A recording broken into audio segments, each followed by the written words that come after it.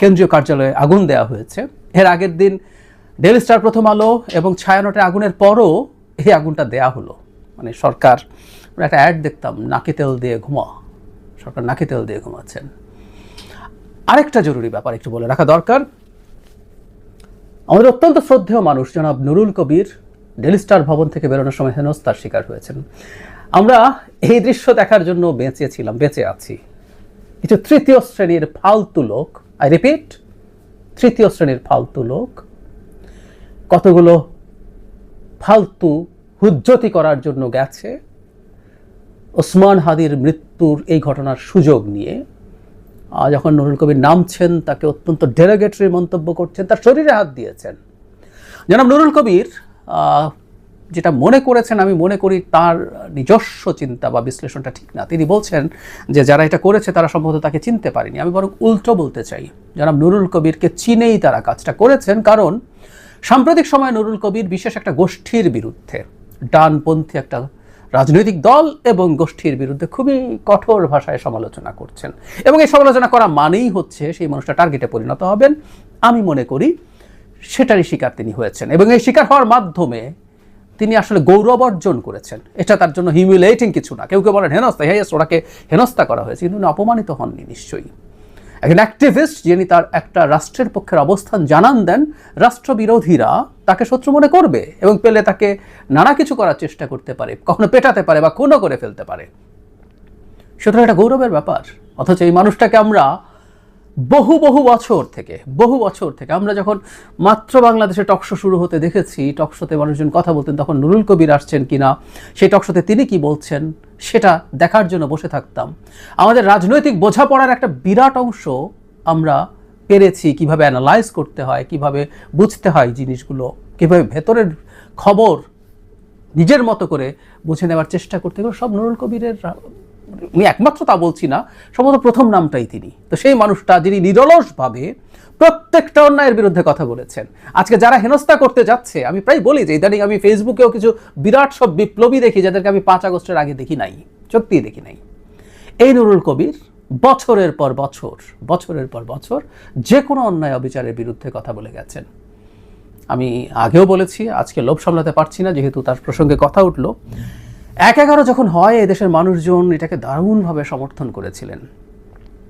কি খুশি অনেকের মধ্যে। এই একমাত্র ব্যক্তি জনাব নুরুল কবির, তাকে আমি দেখেছি, আমার মনে আছে তিনি এটার বিরুদ্ধে কথা বলেছেন। একটা পর্যায়ে চ্যানেলগুলোকে চাপ দিয়ে তাকে সব কিছু থেকে সরিয়ে নেওয়া হয়েছিল। একটা পর্যায়ে তিনি আসতে পারতেন না, কিন্তু তাকে থামানো যায়নি। এই হচ্ছে নুরুল কবির। সেই নুরুল কবির আজকে হেনস্থার শিকার হন। এই বাংলাদেশে কারা কারা করতে পারেন আপনারা বুঝতে পারেন। নুরুল কবির কাদের বিরুদ্ধে কথা বলেন আপনারা সবাই জানেন, আমরাও জানি। সুতরাং তাদের ব্যাপারে আমরা যেন ভবিষ্যতে সতর্ক থাকি। এবার যে ইস্যুতে কথা বলতে চাচ্ছিলাম সেটা হলো ওসমান হাদির জানাজাকে ঘিরে কিছু হতে পারে কিনা। দেখুন, এটা একটা মর্মান্তিক ব্যাপার। হাদি মারা গেছেন, তার ব্যাপারে আমরা শোক শুরু করতে বা শোক নিয়ে শোক প্রকাশ করব, শোক জ্ঞাপন করব, এটা হতেই দুটো পত্রিকা অফিসে এবং একটা সাংস্কৃতিক কেন্দ্রে হামলা হয়ে গেল। ফলে আলোচনা সেদিকে চলে গেল। আজ ওসমান হাদির জানাজা হবে, আমরা তার জন্য দোয়া করব, কিন্তু তার আগে এই শঙ্কা নিয়ে আলোচনা করতে হচ্ছে এই জানাজাকে ঘিরে কি কিছু ঘটতে পারে। শোনা যাচ্ছে এই জমায়েতটা বড় করে, এই জমায়েতের মধ্য দিয়ে সোকল্ড বিপ্লবী সরকার, এরকম কিছু ধারণা অন্তত দেওয়ার চেষ্টা করা হতে পারে, যদি সেটা ঘোষণাও না করে দেওয়া হয়। আমি শুরুতে বলছিলাম এনসিপির অন্তত 3 জন নেতার স্ট্যাটাস আমার সামনে এসছে, আমি একটু পড়ে শোনাতে চাই। তারা কি বলতে চান তাদের দলকে ক্লিয়ার করতে হবে। জনাব নাসিরউদ্দিন পাটোয়ারি শুধুমাত্র রেভলিউশন এই কথাটা লিখে একটা স্ট্যাটাস দিয়েছেন।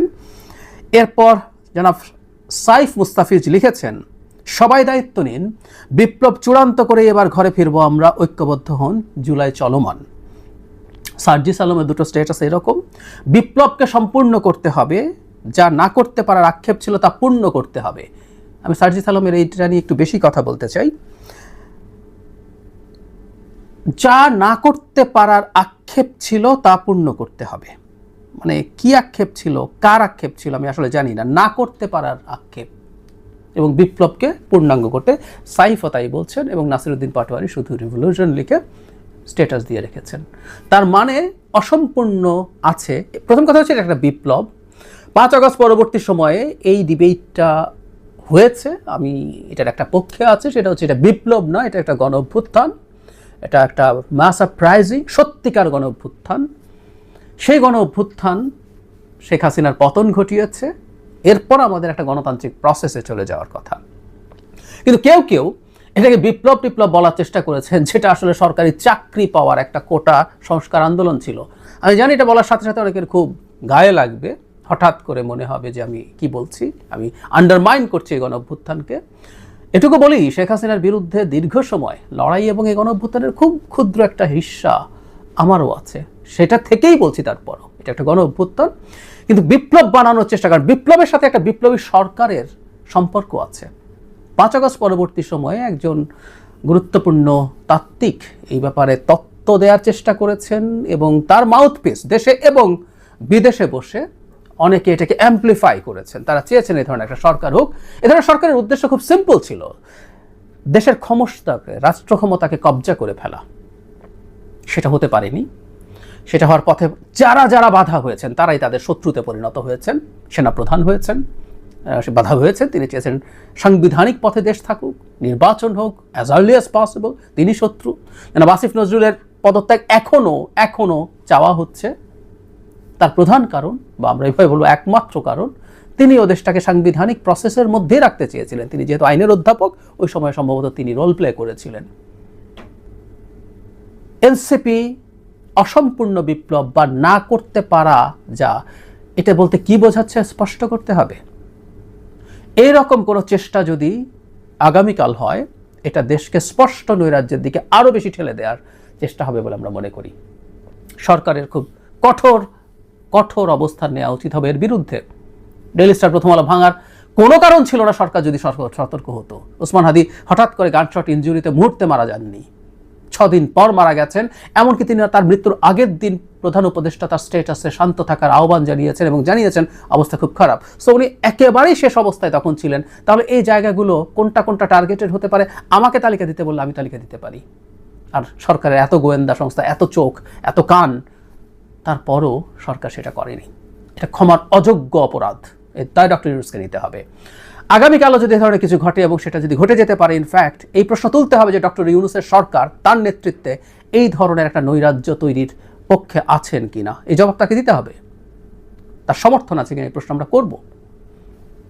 আরেকটা কথা একটু বলতে চাই, কোনোভাবে আগামীকালের পর ঢাকায় আর কোনো জমায়েত হতে দেওয়া যাবে না।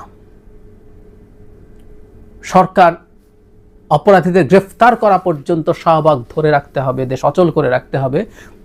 এই ধরনের দাবি দেওয়া নৈরাজ্য সৃষ্টি করা ছাড়া আর কিছুই না। আমাদের মনে রাখতে হবে নির্বাচনের ইশতেহার হয়ে গেছে, এখন এই ধরনের জমায়েতের আর প্রয়োজন নেই। ওসমান হাদির মৃত্যুর পর রাগ, ক্রোধ, ক্ষোভ সব ছিল, আমরা সেটা জানিয়েছি, গতকাল জানিয়েছি, আজ জানাবো, এবং সরকারকে তার কাজ করতে দেব। কোনোভাবেই সরকারের উচিত হবে না আজকের পর আর কোনো জমায়েত হতে দেয়া। এটার জন্য প্রয়োজনীয় ব্যবস্থা নিতে হবে। এবং আমরা যারা মনে করছি না বুঝে সব জমায়েতে যাচ্ছি, তাদের মনে রাখতে হবে এই জমায়েতগুলোকে কেন্দ্র করেই আসলে কোনো একটা বাজে কিছু ঘটানোর চেষ্টা হচ্ছে। ডেইলি স্টার প্রথম আলোতে হামলা কিভাবে হলো? একটা মিছিল যাচ্ছিল শাহবাগের দিকে বাংলা মোটর হয়ে, ওর মধ্যে কিছু লোকজন এটাকে ডাইভার্ট করে এইদিকে নিয়ে এসে এই বিভৎস কাণ্ড ঘটিয়েছে। সো এই জমায়েতগুলো এই সময় খুবই রিস্কি ব্যাপার, সরকারের উচিত হবে না হতে দেয়া।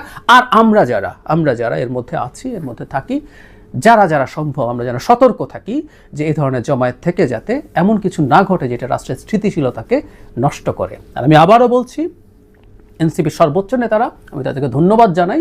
ওসমান হাদির মৃত্যুর পর যখন এই হাঙ্গামা চলছিল ডেইলি স্টার প্রথম আলোতে, তারা তাদের জায়গা থেকে মোটামুটি চেষ্টা করেছেন জনগণকে শান্ত করার জন্য। কিন্তু তাদেরই নেতারা যখন এই ধরনের বক্তব্য দেয়, মন্তব্য করে, সেই ব্যাপারে তাদের ক্ল্যারিফিকেশন জরুরি, বা তাদেরকে দিয়ে, যদি তারা এটাকে ওন না করেন, তাহলে যারা দিয়েছেন তাদেরকে দিয়ে দুঃখ প্রকাশ করানো জরুরি। তাদের এই ধরনের স্ট্যাটাসের গুরুত্ব জনগণের কাছে আছে, অন্তত কনফিউশন